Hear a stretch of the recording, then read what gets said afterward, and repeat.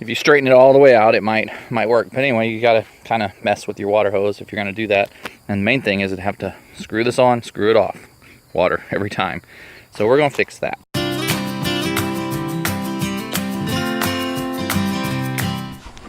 Okay, so good morning. We're up at my mom's and fixing to do a few things because we probably won't be back before the winter.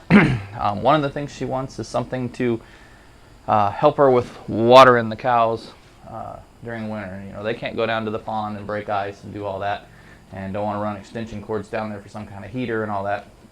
So they just usually keep them up in this field here, and they fill up these troughs. They got one on this side and then one on the other side, which will be a little bit easier to make these. So we're going to make two of them. I'm just going to show you one.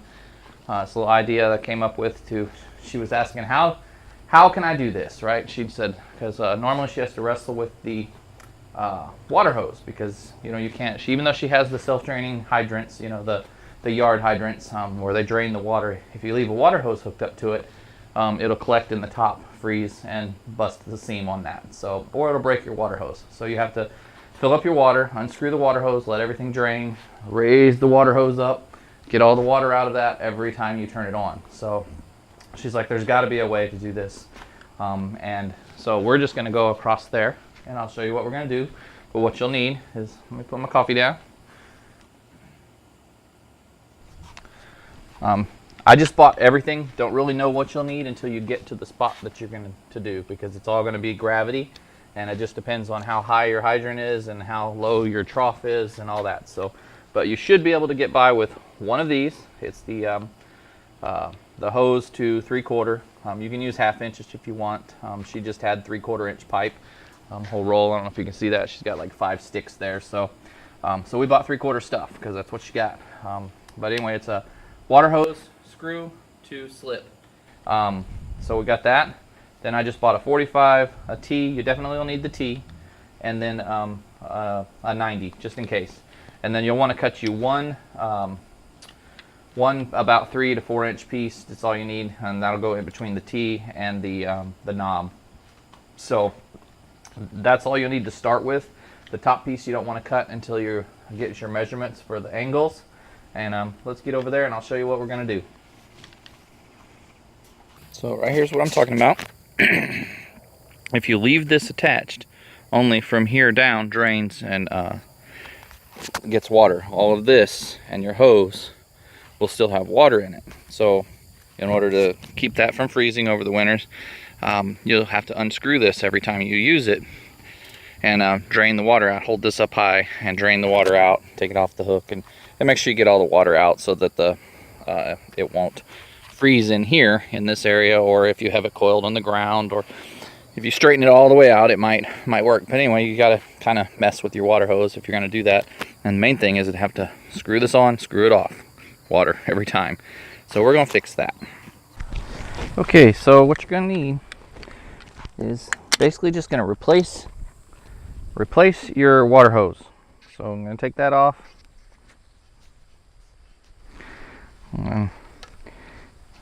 And if you haven't installed this, if you face it towards where you want to go, of course you never really know, and we're just going to go right at an angle like there, so it'll work out pretty well, and probably even give us something to zip tie the PVC to, because it should come right across right there.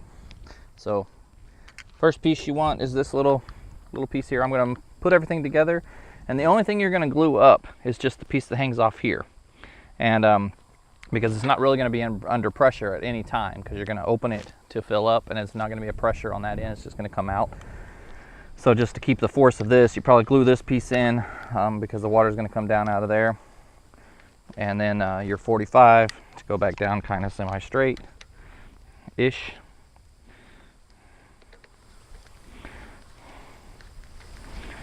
So I'm just going to put that on there. So it's a real simple fix idea thing. And then you're going to need the one for your T right there, and your shut-off valve.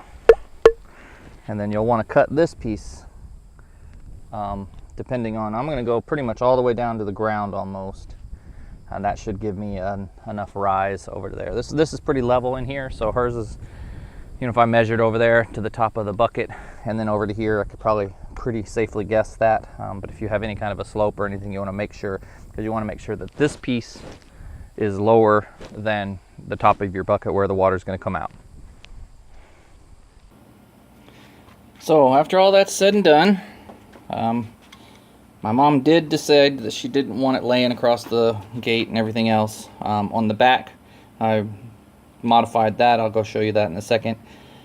But for this one, she's actually going to just move the tub over by the faucet, because she does leave that run right there in between the two fields. She leaves it open during the winter so they can get in there between the two fields. So after I had it all laying there and set up, she decided I don't really like that. So as always, got to be flexible and work and come up with different ideas and stuff. So what we decided was just to put the bucket right there by the faucet, and we won't even need the shutoff valves anymore for either one of them. So depending on your situation, you might want those to help it drain, or to re-divert it to somewhere else if you want to. But for our purposes, I've changed the design.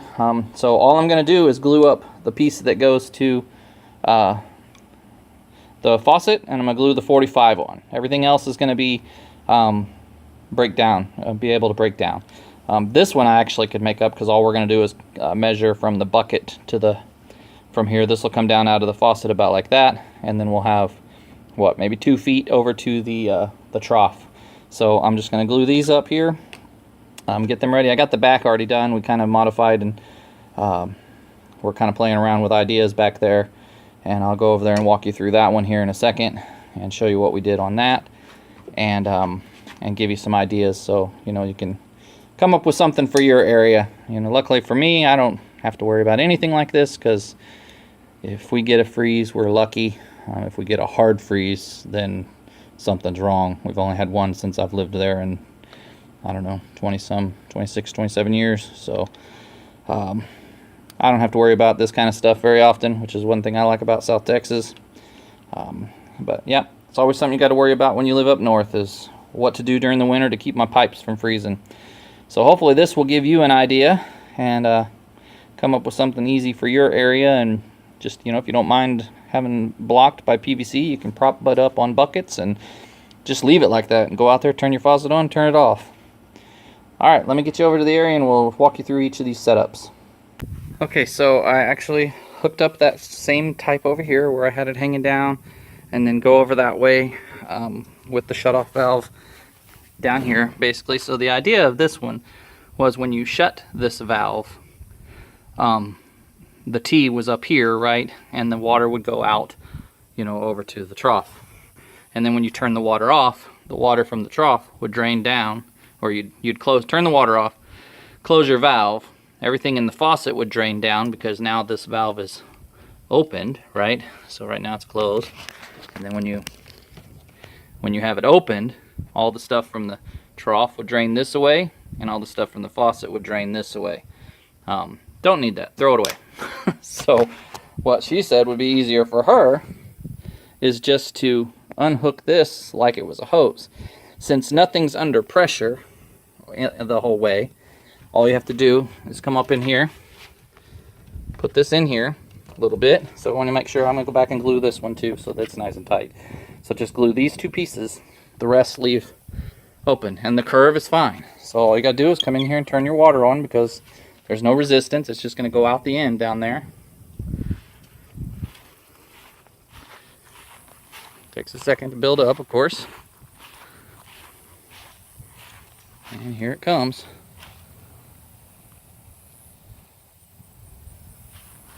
Turn it on.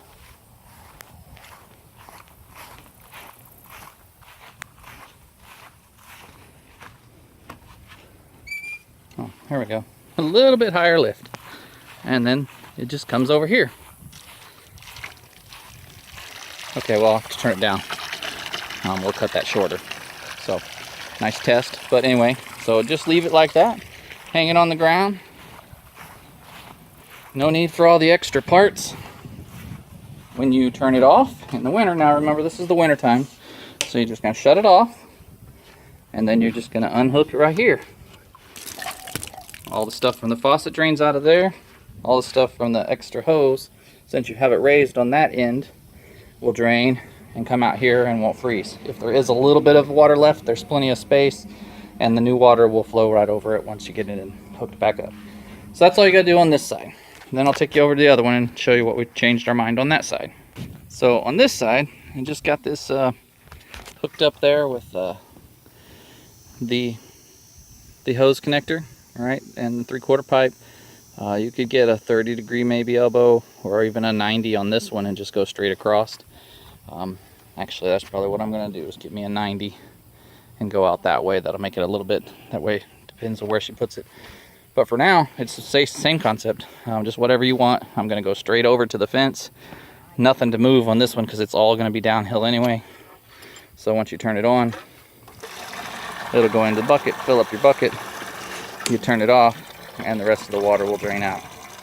And so it'll drain out everything out of your head here, because it just keeps going down, and then what doesn't drains down into the self-draining pipe of the hydrants. So that's all you gotta do on this side, and then we're done.